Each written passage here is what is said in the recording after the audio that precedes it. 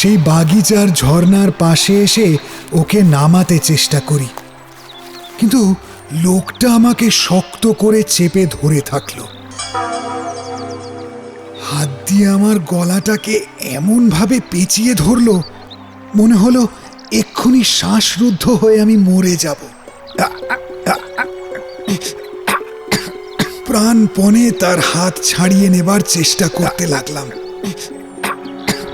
কিন্তু না, তার হাতের লোহার মতো পেশি এক চুল সরানো গেল না। তবে কি লোকটা আমাকে শ্বাসরোধ করে মেরে ফেলে দেবে? সফটুনস এফএম বাংলা অডিও চ্যানেল এবারে আপনাদের জন্য নিয়ে এসেছে সিন্দবাদ নাবিকের পঞ্চম সমুদ্রযাত্রা। আমার চতুর্থ অভিযানের পর বেশ কিছু কাল আমি ইয়ার বন্ধুদের নিয়ে ফুর্তি করে দিন কাটাতে থাকলাম। কালক্রমে সবই ফিকে হয়ে আসে। সেই নিদারুণ দুঃখ কষ্ট আর অনুভব করতে পারি না। শুধু মনে থাকে বিশাল ঐশ্বর্য প্রাপ্তির ছবিগুলো। অন্তর থেকে তাগিদ আসে, বাণিজ্যে যাও সিন্দবাদ, বেরিয়ে পড়ো। ঘরের কোণে বন্দী হয়ে থাকা তোমার ধর্ম নয়। বাগদাদের বাজার থেকে দামি দামি দুষ্প্রাপ্য জিনিসপত্র সংগ্রহ করলাম। একখানা আনকোড়া নতুন জাহাজ কিনে বোঝাই করলাম সব। অভিজ্ঞ একজন ক্যাপ্টেনকে মোটা মাইনে বহাল করলাম, আর আমার সঙ্গে নিলাম চাকর নফরবান্দা। এরা আমাকে দেখাশোনা করবে, জাহাজের কাজ কাম করবে। যারা জাহাজে ওঠার আগে ভাড়া চুকিয়ে দেয় সেই রকম কিছু বাছাই করা সওদাগর নিলাম। দিনক্ষণ দেখে আল্লাহর নাম করে বসরার বন্দর থেকে যাত্রা করলাম আমরা। চলার পথে অনেক শহর বন্দর আসে। আমরা যথারীতি সওদা ফিরি করি।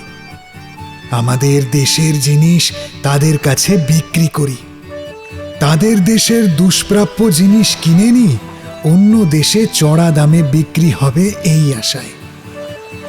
চলতে চলতে একদিন এক দ্বীপের নিশানা দেখতে পেলাম। মনে হলো জনবসতি নেই, শুধু বন জঙ্গল আর ধু ধু করা প্রান্তর। আরো কাছে আসতে মাস্তুলের ওপরে উঠে দেখলাম দুই গোলাকৃতি গম্বুজের মতো সাদা দুটি অদ্ভুত বস্তু। বুঝতে কষ্ট হলো না এ হচ্ছে রক পাখির ডিম। এমন বিচিত্র বস্তু দেখার সৌভাগ্য কজনের হয়? সঙ্গী সাথীরা বলল, আমরা গল্প শুনেছি আপনার মুখে। একবার যখন সুযোগ এসে গেল, জাহাজটা একবার ভেড়ান, দেখে আসি।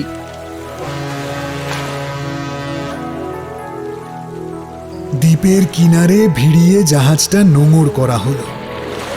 আমি ছাড়া সকলেই মহা উল্লাসে নেমে গেল। আমি বললাম, আমার তো দেখা জিনিস, আমি আর যাব না, জাহাজেই থাকছি, আপনারা দেখে আসুন। আর তাছাড়া জাহাজটাকে একেবারে অরক্ষিত রেখে সবাই মিলে দল বেঁধে নেমে যাওয়াও ঠিক না। একটু বাদে সঙ্গীরা ফিরে এসে যা বর্ণনা দিল, শুনে আমার হৃৎপিণ্ড কাঁপতে লাগলো। ডিম দুটো ওরা সবাই মিলে ঠেলে এক চুলও নাড়াতে পারেনি। শেষে বিরাট দুখানা পাথরের চাই ছুঁড়ে মেরেছিল।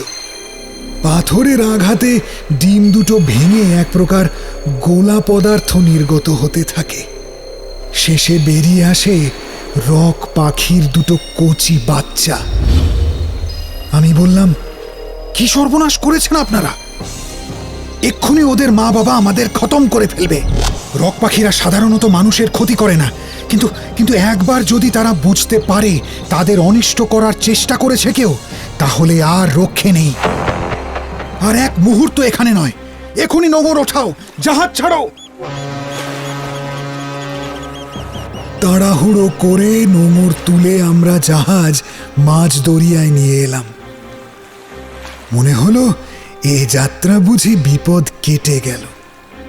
কিন্তু না, সবে তখন আমরা খানাপিনা পাকাতে আরম্ভ করেছি, এমন সময় দূর আকাশে দুখণ্ড কালো মেঘ দেখলাম। ভয় হলো হয়তো তুফান উঠবে, কিন্তু না, সে আমাদের ভুল।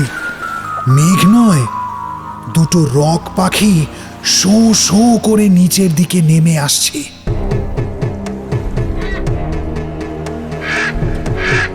তাদের পায়ে ধরা দুখানা বিশাল আকৃতির পাথরের চাই, তার যে কোনো একটা আমাদের জাহাজের চাইতেও বড়।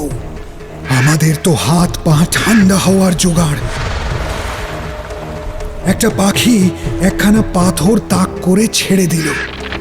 আমাদের কাপ্তেন ছিল চৌকস, ক্ষিপ্র হাতে সে হাল ঘুরিয়ে নিমেষে আমাদের জাহাজখানা বেশ খানিকটা সরিয়ে নিয়ে যেতে পারল।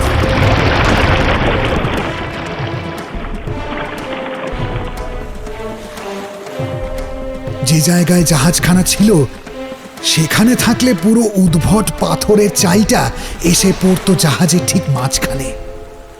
যাই হোক, প্রথম ফাড়াটা কাটল। পাথরটা পড়ল একটু দূরে জলের ওপর। বিরাট একটা পুকুরের মতো গর্ত হয়ে গেল সমুদ্রের জল, কিন্তু সে মুহূর্তের জন্য মাত্র। তারপর চারপাশ থেকে উত্তাল জলরাশি এসে ঝাঁপিয়ে পড়ল সেই গর্তের ওপর। প্রচন্ড ঢেউয়ের সৃষ্টি হলো, আমাদের জাহাজ দুলতে থাকলো। আমরা তখন আতঙ্কিত হয়ে আকাশের দিকে তাকিয়ে আছি। আর একটি রকের পায়ে আর এক খণ্ড পাথর আছে, সে তাক করছে জাহাজের ওপর ফেলবে। আমাদের কাপ্তেনের শ্যান চক্ষু তার পায়ের দিকে নিবদ্ধ। পা দুটো আলগা করতেই তীর বেগে নেমে আসতে থাকে পাথরখানা। কাপ্তেন হালে মোচড় দিতে থাকে। জাহাজখানা প্রায় ঘুরিয়ে ফেলেছিল সে, কিন্তু একটুর জন্য সর্বনাশ ঘটে গেল। জাহাজের একদিকের গলুইয়ের ওপর প্রচণ্ডভাবে আঘাত করে জলে পড়ে গেল পাথরখানা, আর সঙ্গে সঙ্গে জাহাজখানার সামনের অংশটা ভেঙে চুরমার হয়ে গেল। বাকি আমরা যারা পাথর চাপা পড়লাম না, তাদেরও বাঁচার কোনো নিশ্চয়তা রইল না, কারণ মুহূর্তের মধ্যেই জাহাজখানার সলিল সমাধি ঘটে গেল।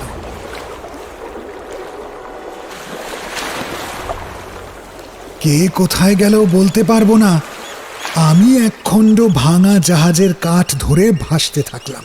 অনেক কসরত করে কাঠের তক্তাটার উপরে উঠে বসে দুই পা দিয়ে দাঁড় কাটতে কাটতে চলতে থাকলাম। এইভাবে চলতে চলতে এক সময় এক দ্বীপের কিনারে এসে ভিড়লাম। শরীরে শক্তি বলে আমার কিছু নেই। কোনো রকমে কুলে নেমে বালির বিছানায় গা এলিয়ে দিলাম। এইভাবে ঘণ্টাখানেক মরার মতো অসাড় হয়ে পড়ে থাকার পর উঠে দাঁড়িয়ে দ্বীপটার ভিতরে ঢুকে পড়লাম। একটু এগোতেই মনোরম এক উদ্যানে এসে পড়ি। গাছে গাছে সোনার বর্ণের পাকা ফল, নানা রঙে বাহারি সব ফুল, সুন্দর সুন্দর পাখি, রূপোর মতো ঝকঝকে ঝর্ণা আর মখমলের মতো ঘাসের গালিচা। দেখে চোখ জুড়িয়ে গেল।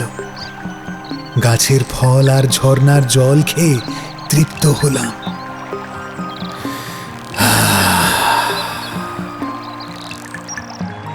সন্ধ্যার কালো ছায়া নেমে না আসা পর্যন্ত আমি সেই বাগিচার তৃণশয্যায় শুয়ে শুয়ে বিশ্রাম করলাম।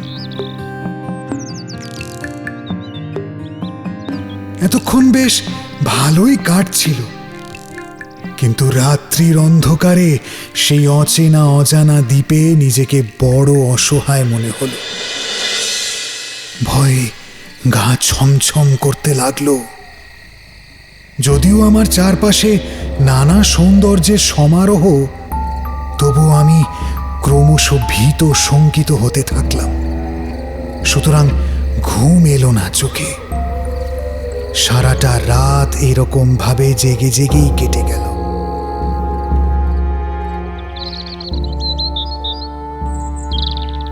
ভোরের দিকে একটু তন্দ্রা ভাব হয়েছিল, তার মধ্যে দেখলাম বিশ্রী সব দুঃস্বপ্ন।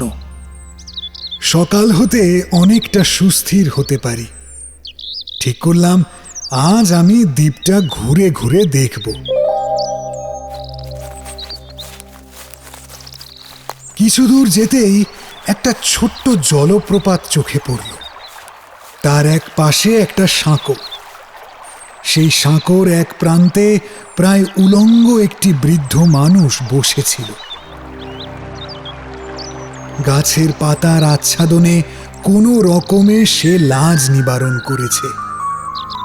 আমার দিকে ফেল ফেল করে তাকাতে লাগলো।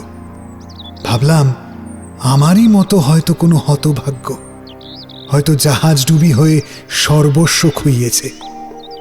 জিজ্ঞেস করলাম, শেখ সাহেব, আপনার এই দশা কেন? কি হয়েছিল? কিন্তু সে কোনো জবাব দিল না। হাতের আর চোখের ইশারা করে কি যেন বোঝাতে চাইল।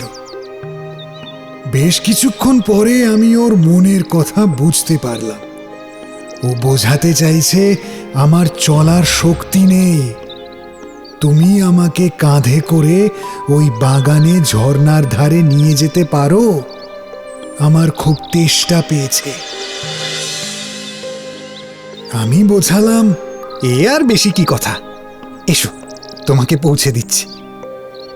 বুড়ো অক্ষম মানুষের উপকার করলে পরকালের কাজ হয়।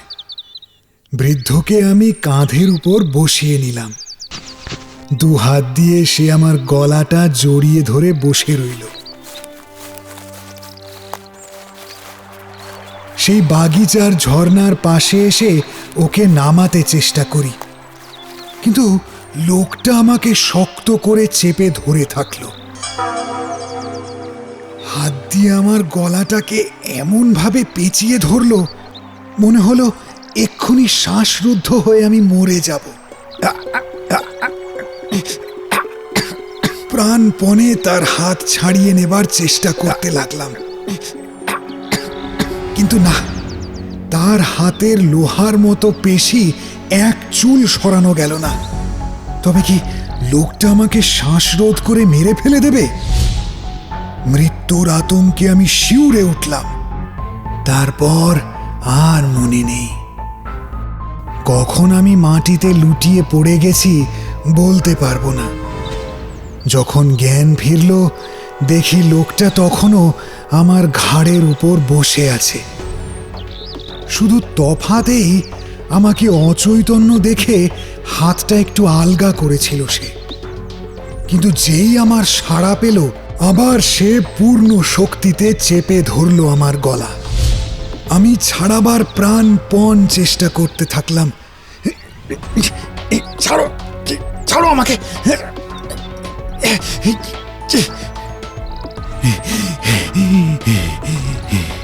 কোনো রকমে নিজেকে মুক্ত করেছি মাত্র, এমন সময় সে প্রচণ্ড এক লাথি মারলো আমার পেটে।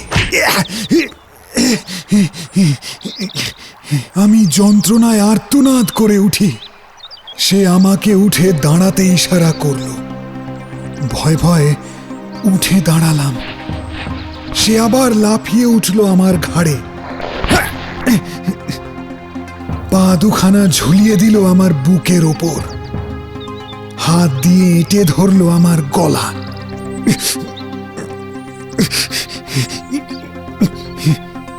তারপর ইশারা করলো ফলের গাছের তলায় নিয়ে যেতে। আমি তখন নিরুপায়। সে বৃদ্ধ হলে কি হবে? তার গায়ে অসুরের বল, তা প্রতিরোধ করার ক্ষমতা আমার নেই। আমার কাঁধে চেপে সে গাছের নিচে এসে ফল ছিঁড়ে খেল। আমাকে ইশারা করে ঝর্ণার কাছে নিয়ে গেল।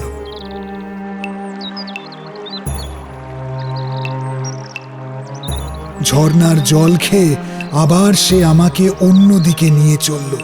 এইভাবে সারাদিন ঘুরিয়ে ঘুরিয়ে আমাকে নাস্তা নাবুদ করতে থাকলো, আর আমি তার হাতের খেলার পুতুল হয়ে তার ইচ্ছা পূরণ করতে থাকলাম। রাত্রিবেলায় সে আমাকে চেপে ধরে শুয়ে রইল, কিছুতেই নিষ্কৃতি পেলাম না।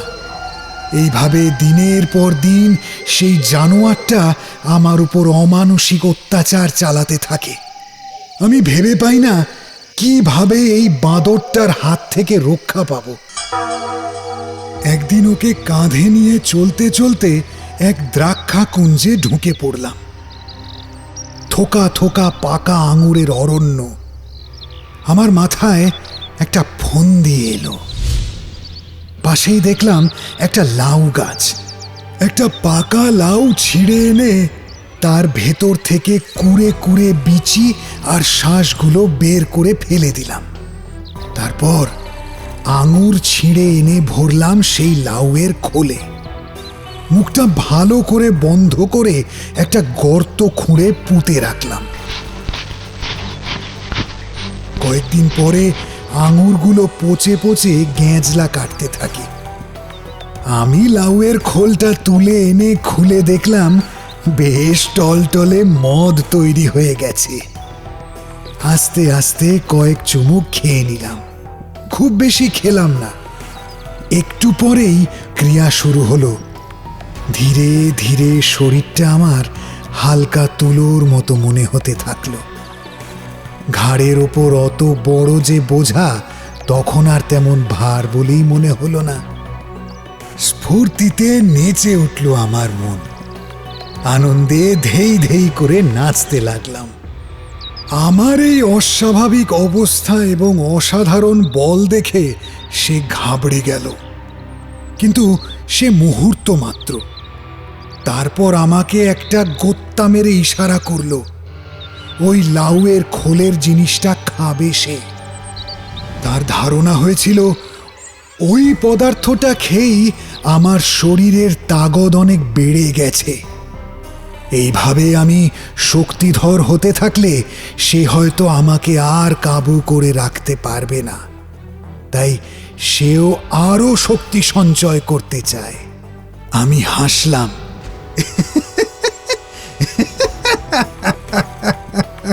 লাউয়ের মদটা ওর হাতে দিলাম। প্রথমে অল্প একটু চেখে দেখলো বেশ মিষ্টি মিষ্টি টক টক ঝাঁঝালো বস্তু। ঢক ঢক করে সবটা সে উজাড় করে গলায় ঢেলে দিল। অতখানি পেটে পড়ার পর দারুণ ক্রিয়া শুরু হলো। কিছুক্ষণের মধ্যেই সে নেশায় বুঁদ হয়ে গেল। হাত পায়ের বাঁধন আলগা হয়ে পড়ল।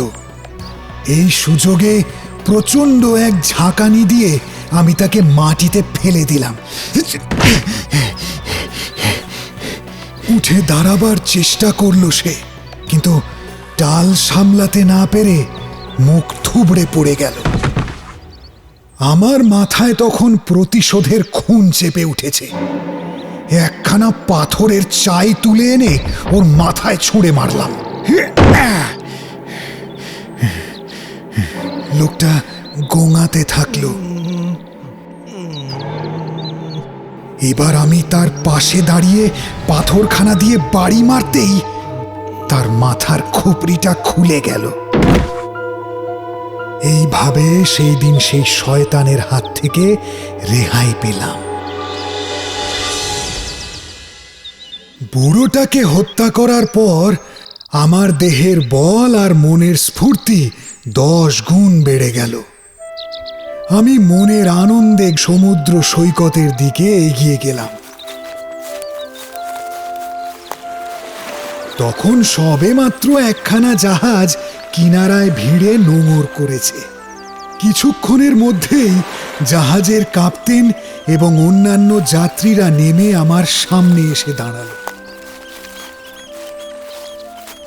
আমি অবাক হয়ে জিজ্ঞাসা করলাম, আপনারা এই দ্বীপে নামলেন কেন? এখানে তো কোনো জনবসতি নেই। কাপ্তেন বলল, হ্যাঁ জানি, কিন্তু এখানে একটা ঝর্ণা আছে, তার জল বড় মিষ্টি।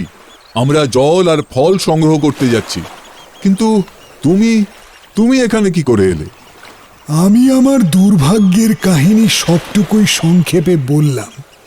কাপ্তেন চোখ কপালে তুলে বলল, সর্বনাশ! তুমি ওই শয়তান বুড়োটার খপ্পরে পড়েছিলে? যেসব নাবিক একবার তার পাল্লায় পড়েছে সে আর জান নিয়ে ফিরতে পারেনি। শয়তানটা দাবনাতে এত জোর, 2 পায়ের চাপেই সে মানুষকে মেরে ফেলতে পারে। তোমার এই জোয়ান বয়স আর তাগড়াই স্বাস্থ্য, তাই তুমি সামলাতে পেরেছো। তা না হলে তার হাত থেকে পরিত্রাণ পাওয়া শক্ত ছিল। ওই বুড়ো শয়তানটা সমুদ্রে আতঙ্ক নামে কুখ্যাত ছিল। যাক, তাকে মেরে ফেলে অনেক মানুষের প্রাণ বাঁচালে তুমি। কাপ্তেন আমাকে তার জাহাজে নিয়ে গেল। আমার পরনে পোশাক আশাক প্রায় ছিন্ন ভিন্ন হয়ে গেছিল। সে আমাকে নতুন সাজ পোশাক দিল পরতে। জাহাজ ছেড়ে দিল। অনেক দিন চলার পর এক সুন্দর বন্দরে ভিড়ল আমাদের জাহাজ। স্থানীয় লোকদের জিজ্ঞাসা করে জানলাম জায়গাটার নাম বাঁদর শহর। তার কারণ হাজার হাজার অদ্ভুত জাতের বাঁদর বাস করে এই শহর বন্দরের গাছে গাছে। একজন সওদাগরকে সঙ্গে নিয়ে আমি তীরে নামলাম। ইচ্ছে ছিল শহরের কোথাও যদি একটা কাজ কাম জোগাড় করতে পারি। বন্দর পিছনে রেখে আমরা শহরের পথে এগিয়ে যেতে থাকি। আমার সঙ্গী সওদাগরটি বড় সদাশয় মানুষ। আমাকে একটা কাপড়ের থলে দিয়ে বলল, নাও, পাথরের নুড়িতে ভরে নাও থলেটা। শহরের সদর ফটকে চলো, সেখানে দেখবে তোমার মতো আরো অনেকে থলে ভর্তি পাথরের নুড়ি নিয়ে অপেক্ষা করছে। এক এক করে আরো অনেকে এসে দাঁড়াবে সেখানে। সবারই হাতে থলে ভর্তি পাথরের নুড়ি। তারপর ওরা যেখানে যাবে ওদের সঙ্গে সঙ্গে তুমিও যাবে। ওরা যা যা করবে তুমিও তাই করবে। দেখবে তোমার অনেক লাভ হবে। সওদাগরের কথা মতো থলেটা বোঝাই করলাম পাথরের নুড়িতে। কাঁধে করে নিয়ে চললাম শহরের সদর ফটকের সামনে। সওদাগরের কথাই ঠিক, কিছু লোক দাঁড়িয়েছিল সেখানে। সকলেরই কাঁধে আমার মতো একটা করে নুড়ি বোঝাই থলে। কিছুক্ষণের মধ্যে আরো অনেকে এসে জড়ো হলো। তাদের কাঁধে একটা থলে। আমরা সকলে সঙ্গবদ্ধ হয়ে পাহাড়ের দিকে এগোতে থাকলাম। এক জায়গায় এসে দেখি অসংখ্য লম্বা লম্বা গাছ। এগুলোকে এরা নারকেল গাছ বলে। গাছের মাথায় বেশ বড় বড় কাঁদি কাঁদি এক জাতের ফল। এর ওপরের খোসাটা বেজায় শক্ত, কিন্তু ভিতরে মিষ্টি জল আর ধবধবে সাদা সন্দেশের মতো শাঁস। এদেশের লোকের খুব প্রিয় খাদ্য। একে এরা নারকেল বলে। এই নারকেল গাছের মাথায় বাঁদরের বাসা। আমরা সবাই মিলে পাথরের নুড়ি ছুঁড়ে ছুঁড়ে বাঁদর খেপাতে লাগলাম। বাঁদরগুলো পাথরের আঘাত পেয়ে রাগে ফুঁসতে থাকে আর নারকেল ছুঁড়ে ছুঁড়ে মারতে থাকে। আমরা তাদের তাক বুঝে পাশ কাটাই আর নারকেলগুলো এক এক করে থলে ভরে নিই। এইভাবে থলেটা বোঝাই হয়ে গেলে সেদিনের মতো ফিরে আসি। শহরের বাজারে নিয়ে গিয়ে বিক্রি করি। বেশ ভালোই দামে বিক্রি হয়। এমন সওদা সবটাই লাভের। এইভাবে প্রতিদিন সকালে আমরা দল বেঁধে বাঁদর খেপাতে যাই। ফিরে আসি নারকেল বোঝাই বস্তা নিয়ে। বাজারে বিক্রি করে পয়সা রোজগার করি। কয়েকদিনে বেশ কিছু অর্থ জমে গেল। এবার আমরা মুক্ত সমুদ্রে যাত্রা করব। হিসেব করে দেখলাম আমার জাহাজের ভাড়া জোগাড় হয়ে গেছে। এরপরে যেসব নারকেল সংগ্রহ করে আনলাম সেগুলো আর এই শহরে বিক্রি না করে জাহাজে এনে তুললাম। আমাদের যাত্রাপথে যেসব বন্দর পড়বে সেখানে আরো ভালো দামে বিক্রি হবে। হলো তাই। এইভাবে হাতে কিছু পয়সা জমিয়ে ফেললাম। এরপর আমরা মুক্ত সমুদ্রে এসে মুক্ত সন্ধান করতে থাকি। কোনো কোনো ঝিনুকের খোলে মুক্ত পাওয়া যায়, কিন্তু সকলের ভাগ্যে মুক্ত মেলে না। আমার নসিব সাথ দিল।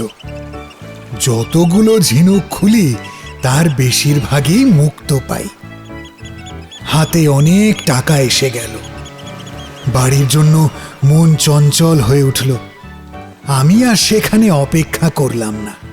একখানা নৌকো ভাড়া করে বসরায় এসে পৌঁছলাম। সেখান থেকে বাগদাদ, নিজের দেশে এসে নামলাম। এরপর আত্মীয় পরিজন, বন্ধু বান্ধব নিয়ে সুখে স্বচ্ছন্দে দিন কাটাতে থাকলাম। সফটুনস এফএম বাংলায় শুনলেন সিন্দবাদ নাবিকের পঞ্চম সমুদ্রযাত্রা। গল্প পাঠে দিব্যেন্দু কুণ্ডু। অন্যান্য চরিত্রে রয়েছেন অঞ্জন রায়চৌধুরী, মনোজিৎ বোস। শব্দগ্রহণে মিলন কুমার প্রধান। ধ্বনি পরিকল্পনা ও স্পেশাল এফেক্টস কৌশিক পাইন। পরিকল্পনায় বিশ্বজিৎ মুখার্জি। সামগ্রিক পরিচালনায় সৌরভ মণ্ডল।